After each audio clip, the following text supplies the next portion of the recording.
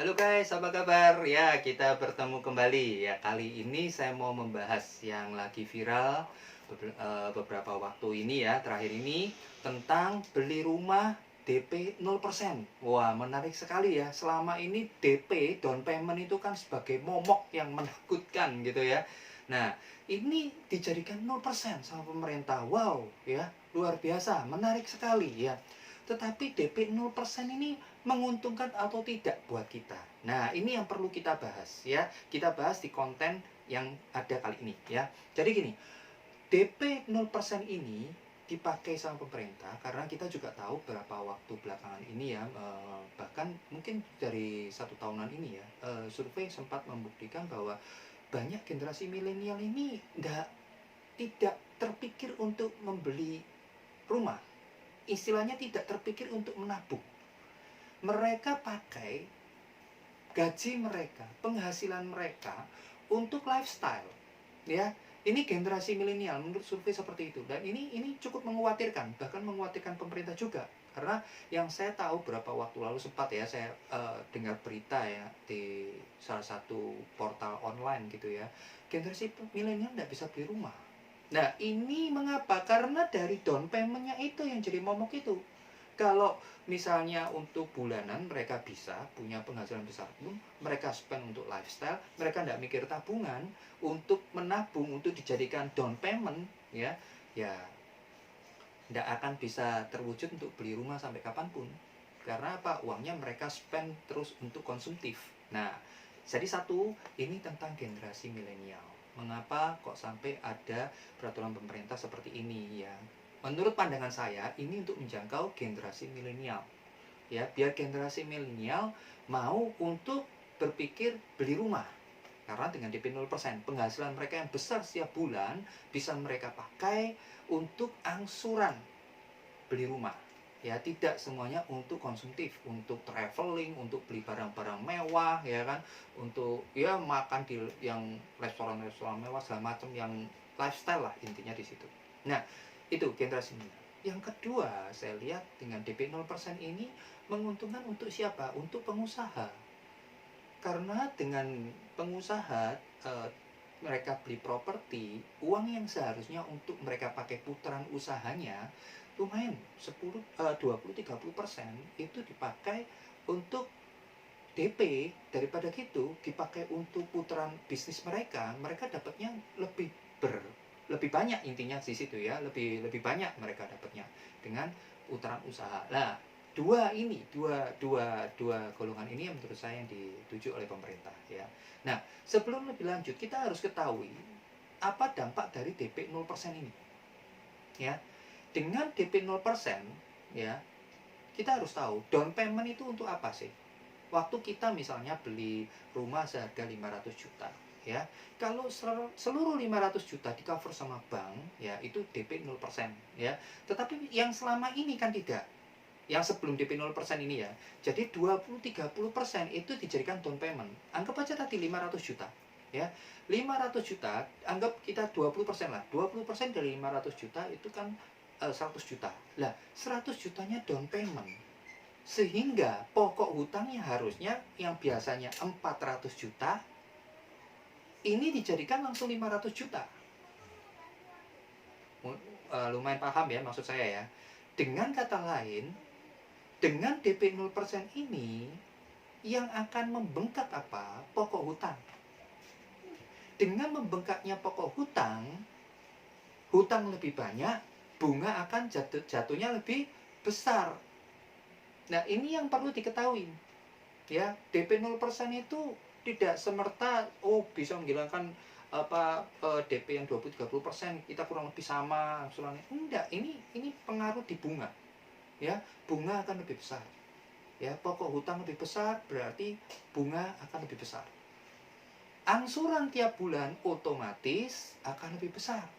Contohnya kita misalnya biar apple to apple, kita buat beli rumah KPR 10 tahun ya, dengan DP yang 20-30%, dengan DP 0%, pasti angsurannya yang 0% ini lebih tinggi dong ya kan, karena ya tidak ada yang lain untuk bisa menurunkan ini bunga dari pinjaman ini ya. angsurannya ini yang naik. Ya. Nah, angsuran naik. Bukan itu aja. Cara appraisal dari bank, pasti dong bank tidak akan serta-merta memberikan DP 0%, ya. DP 0% itu diberikan pada nasabah-nasabah yang secara kemampuan finansialnya mencukupin.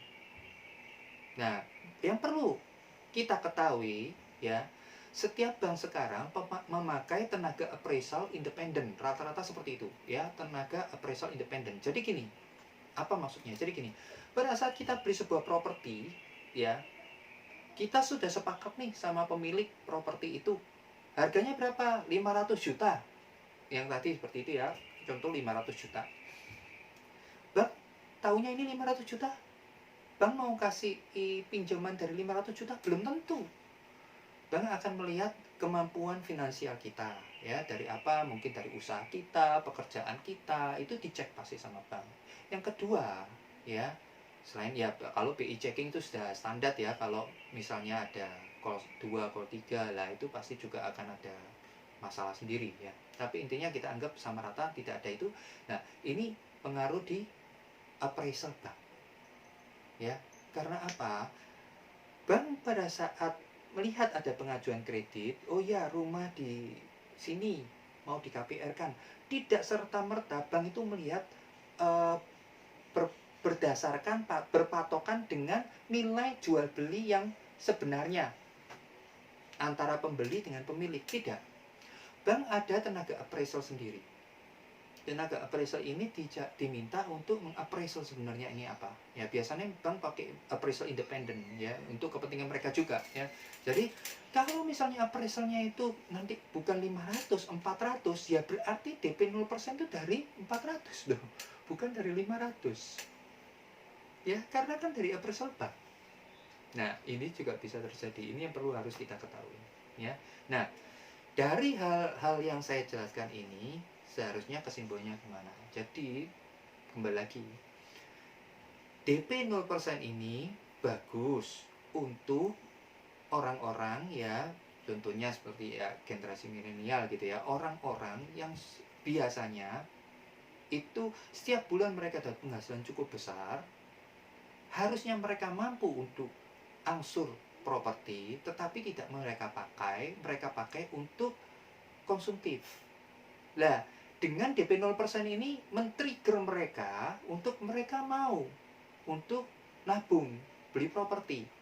Karena kalau masalah mereka konsumtif tinggi itu, mereka kan tidak ada uang untuk down payment ya, untuk DP 20-30% itu. Jadi ya, oh buat apa aku DP wes nanti aja lah, pikiran belakang. Nah, selama ini kan konvensional seperti itu mereka berpikir ya. Jadi apa, wes lebih baik aku pakai untuk yang lain. Nah, akhirnya mereka nggak dapat rumah-rumah terus. Nah, ini yang pertama, golongan yang penghasilan besar, bukan hanya generasi milenial loh ya, itu cuma saya itu aja. Tapi para karyawan, para pebisnis, pengusaha yang harusnya penghasilannya tiap bulan banyak, tetapi mereka tidak ada cadangan uang simpanan untuk down payment. Nah, ini bagus, ini DP 0% bisa mereka pakai.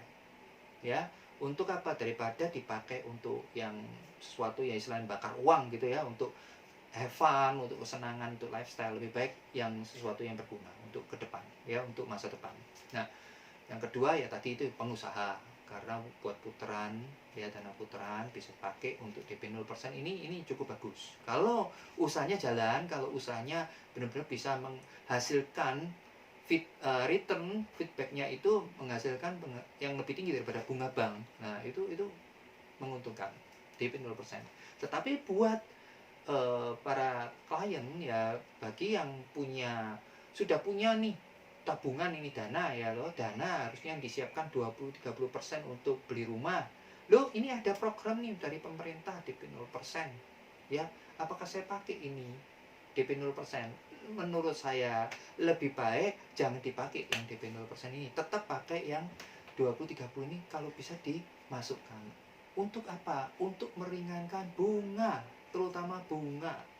Berikutnya untuk meringankan angsuran, ya, meringankan pokok hutang sama dengan meringankan bunga, ya, meringankan juga nanti akhirnya angsuran. Nah, itu sih dari saya. Semoga penjelasan saya ini cukup bisa dipahami dan kalian bisa mendapatkan manfaat dari penjelasan saya ini. Jangan lupa jika kalian suka dengan penjelasan saya ini bisa like ya, subscribe juga dan share konten YouTube saya ini ke rekan-rekan kalian yang membutuhkan. Ya, kalaupun ada pertanyaan bisa di komen ya, di komentar bisa, nanti saya usahakan saya akan jawab sebaik mungkin ya, semaksimal mungkin ya. Oke, sekian dari saya. Terima kasih.